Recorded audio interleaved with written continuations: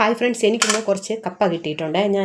ഇതെങ്ങനെ വയ്ക്കാം എന്നുള്ളത് നോക്കുകയാണ്. ഇത് നല്ല പെട്ടെന്ന് വേവുന്ന കപ്പയല്ല, ഇത്തിരി വേവുള്ള കപ്പയാണ്. അപ്പോൾ ഞാൻ ഇതിനെ ഒന്ന് കഴുകി എടുത്ത് കൊണ്ടുവരട്ടെ.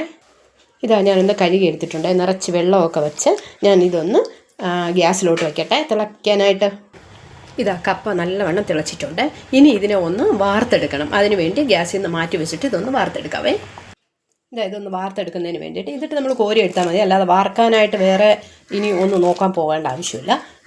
ഇങ്ങനെ ഒന്ന് കോരി അടുത്ത ഒരു ചരുവത്തിലോട്ട് മാറ്റുവാണേ. അതൊന്നും എല്ലാം മാറ്റട്ടെ.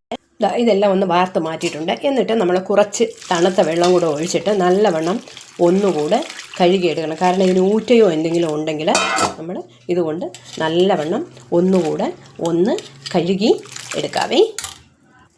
ഞാൻ രണ്ടാമതും പച്ചവെള്ളം ഒഴിച്ചിട്ട് കഴുകിയിട്ട് ഞാനൊരു കുക്കറിലോട്ട് മാറ്റിയിട്ടുണ്ട്. ഇനി നമുക്ക് അതിൻ്റെ ഒരു കൂട്ടുണ്ട്. കൂട്ട് ഞാൻ റെഡിയാക്കിയിട്ടുണ്ട്. കുറച്ച് തേങ്ങ, കുറച്ച് മഞ്ഞൾപ്പൊടി, മുളക് പൊടി, അല്പം ജീരകം, കറിവേപ്പില, പിന്നെ കുറച്ച് ആവശ്യത്തിന് ഉപ്പ്, ഒരല്ലി വെളുത്തുള്ളി, ഇത്രയിട്ട് ഞാൻ ഇത്രയും ഇങ്ങനെ ഈ വെള്ളത്തിലാണ് ഞാൻ ഒഴിക്കുന്നത്. കാരണം കുക്കറിലൊന്ന് വെച്ചിട്ടൊന്ന് വിസിൽ കേൾക്കുന്നതിന് വേണ്ടിയിട്ടാണ്. അപ്പോൾ നമുക്ക് ചെറിയ രീതിയിൽ വെള്ളം ഒഴിക്കാം. തേങ്ങയും ഇതൊന്നും അരയ്ക്കണ്ട, വെറുതെ ജസ്റ്റ് കൈ കൊണ്ടൊന്ന് നല്ലവണ്ണം ഞെരടി ഇട്ടാൽ മതി. ഓക്കെ, ഇതൊന്ന് അടച്ച് ഞാൻ ഗ്യാസിൽ വയ്ക്കട്ടെ. കുക്കറിൽ 2 വിസിൽ കേട്ടിട്ടുണ്ട്. നിങ്ങളുടെ മരിച്ചിനിയുടെ വേവ് പോലെ പെട്ടെന്ന് വേവുന്നതാണെങ്കിൽ ഒരൊറ്റ വിസിൽ കേട്ടാൽ മതി. വേവാത്ത മരിച്ചിനിയാണെങ്കിൽ 2 വിസിൽ കേൾക്കുമ്പോൾ ഇത് മാറ്റി വയ്ക്കുക. ഇതെല്ലാം ഞാൻ മാറ്റി വെച്ചിട്ട് താഴെ ഇറക്കിയിട്ടുണ്ട്. ഇതിന് ഞാനൊന്ന് ഇളക്കിയെടുക്കട്ടെ. നല്ലവണ്ണം ഇത് ഇളക്കി എടുത്തിട്ടുണ്ട്. കപ്പയെന്നോ മരിച്ചിനെന്നോ ഓരോടത്തും ഓരോ രീതി പറയും. നിങ്ങൾക്ക് ഇങ്ങനെ ഇത് വയ്ക്കുവാണെങ്കിൽ ഇങ്ങനെ ഒന്ന് ചെയ്ത് നോക്കിയാൽ പെട്ടെന്ന് വേവിച്ചെടുക്കാം.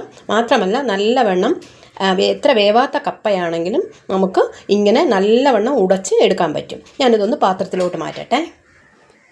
അടിപൊളി കപ്പ റെഡി ആയിട്ടുണ്ട്. ഇത് മീനിൻ്റെ കൂടെയോ ഇറച്ചിയുടെ കൂടെയോ എങ്ങനെ വേണമെങ്കിലും നിങ്ങൾക്ക് കഴിക്കാം. നല്ല ടേസ്റ്റുള്ള കപ്പ റെഡി ആയിട്ടുണ്ട്. ഈ വീഡിയോ നിങ്ങൾക്ക് ഇഷ്ടമായിട്ടുണ്ടെങ്കിൽ ഒന്ന് ലൈക്ക് ചെയ്തേക്കണേ.